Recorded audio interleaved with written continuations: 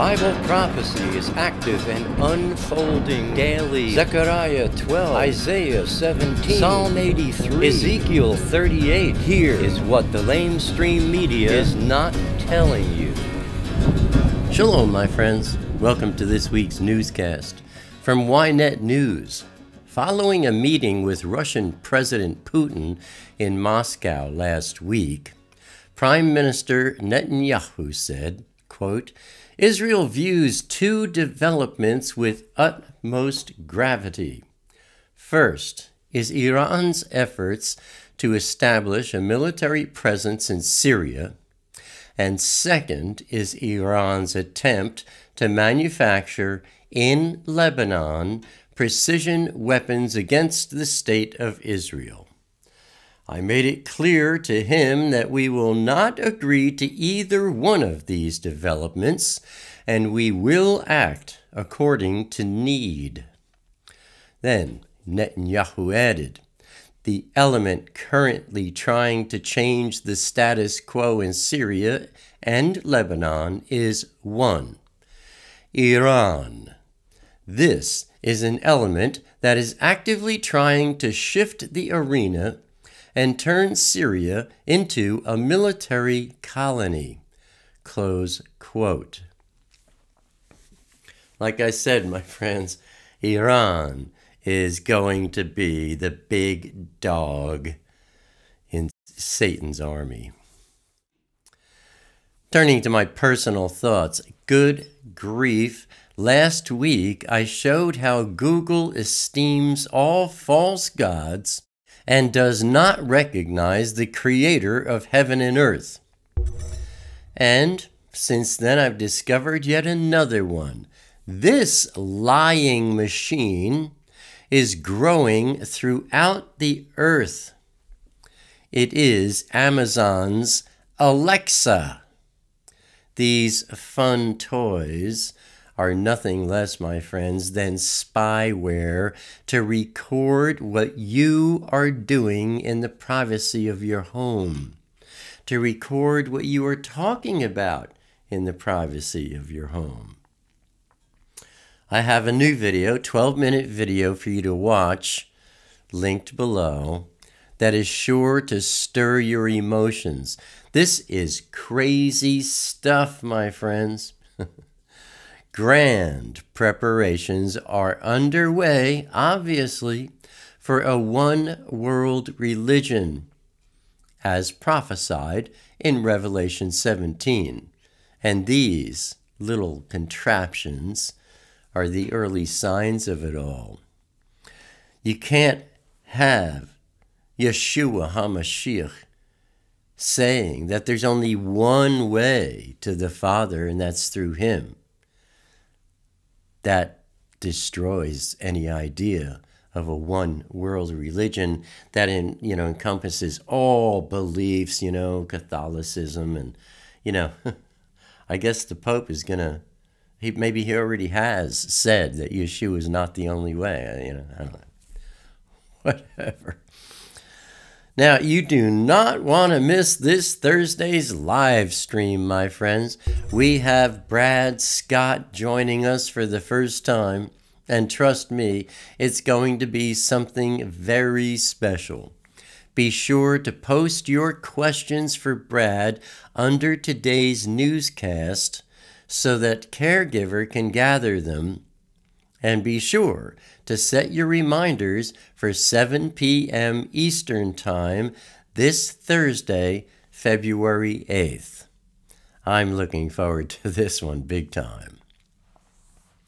Now, turning to wars and rumors of wars, Thursday and Friday, February 1st and 2nd, from Ynet News, the IDF attacked a Hamas observation post in Gaza in retaliation to Thursday's rocket fire on Israel from Gaza. The IDF considers the Hamas terrorist organization as solely responsible for what's happening in the Gaza Strip, and in every such incident, the IDF never fails to respond in kind by bombing a Hamas post in the Strip. Then on Saturday, February 3rd, from Reuters, Syrian rebels shot down a Russian warplane and killed its pilot on the ground after he ejected from the plane. The Su-25 came down in an area of northern Idlib province that has seen heavy airstrikes and fighting on the ground between Syria's government forces backed by Russia and Iran and rebel groups opposed to President Bashar al-Assad. Syrians opposed to Assad see Russia as an invading force they blame for the deaths of thousands of civilians since Moscow joined the war on the side of the government back in 2015. The United States State Department said it had seen reports about the incident and allegations that the United States provided missiles to groups in Syria. Turning to our Intifada update, Thursday, February 1st, from the Times of Israel, 8 M&Ms were killed and another 20 wounded in an explosion at a home in Gaza City. Police said a member of the Abu Asi clan deliberately set a gas canister on fire during a family quarrel, leading to the explosion, which seriously damaged a 2-story building. Sources in Gaza said a dispute over inheritance had erupted among members of the Abu Asi family. A few hours before the explosion, a violent altercation erupted between the main suspect and some of his family members.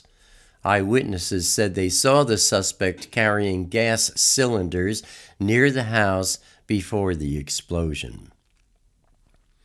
Then from Ynet News, 4 M&Ms were apprehended after crossing the border from Gaza to Israel.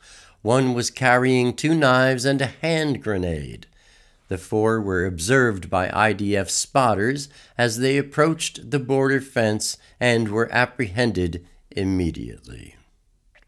Then on Friday, February 2nd, from Israel Hayom, police rescued an Israeli man who was almost lynched by a mob of 200 M&Ms after accidentally entering Abu Dis, an M&M village near Jerusalem. I'm laughing about my M&M thing, you know. I don't want to call them Palestinian. There's no such thing as a Palestinian. So I'm just giving them another name that's made up. There's no such thing as an M&M either, not in human form, but you can do it, so I can do it. Anyway, the M&M mob attacked the Israeli man's vehicle with stones. Police extricated the driver while the mob torched the Israeli's car. And a senior police official said, police forces arrived a moment before the angry masses lynched the Israeli, quote unquote.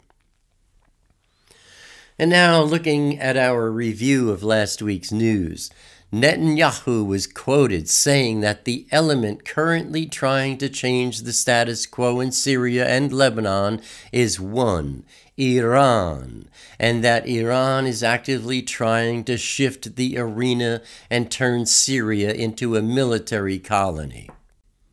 The IDF attacked a Hamas observation post in Gaza in retaliation to Thursday's rocket fire on Israel from Gaza. Syrian rebels shot down a Russian warplane and killed its pilot on the ground after he ejected from the plane. 8 M&Ms were killed and another 20 wounded in an explosion at a home in Gaza City. 4 M&Ms were apprehended after crossing the border from Gaza to Israel.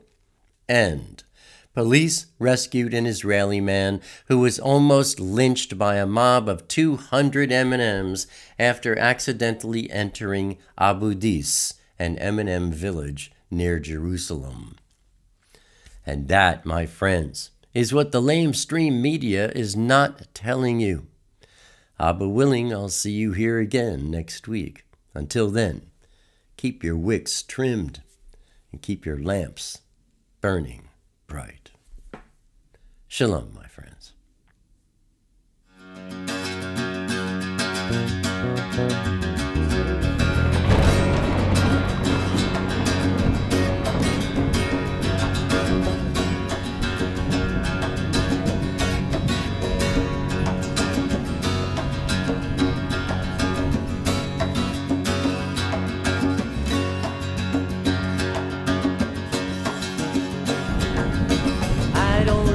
Crowded rooms, I need more space than I consume.